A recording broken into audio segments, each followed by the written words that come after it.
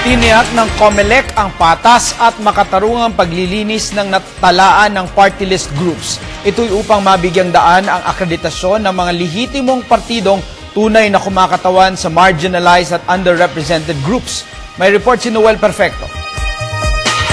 Magpapatupad ng malinis, parehas at maayos na pagpipili ang Commission on Elections kaugnay ng cleansing process ng mga party list groups na mabibigyan ng go signal na makalahok sa midterm elections sa 2013. Ito ang paliwanag ng ahensya sa mga grupong nagkukumahog at naglalaban-laban na makapasok sa parating na lokal at national na halalan sa susunod na taon.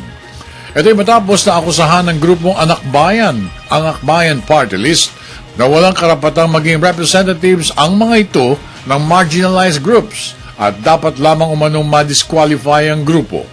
Mismong si Chairman Sixto Brillantes ang naghayag na pumayag na si Commissioner Grace Padaka na maging breaker sa patas na bilang ng COMELEC Bank hinggil sa desisyon ng pagdiskwalipika sa grupong Akbayan. Para kay Padaka, kanya muna itong pag-aaralan at sinusuri maigi ang guidelines kaugnay ng pag-aalis at pag-retain sa grupong Akbayan sa parating na midterm elections next year.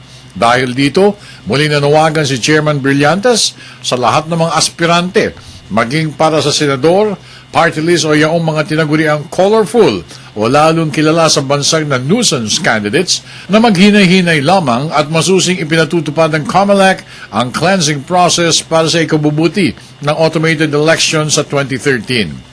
Hinggil naman sa party list disqualification, sinabi ni Brillantes na tuloy muli bukas ang pagtanggal sa mga hindi kwalipikado.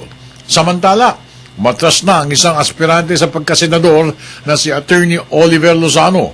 Ayon sa kanya, ito ay makabubuti para sa partido ng dating administrasyon.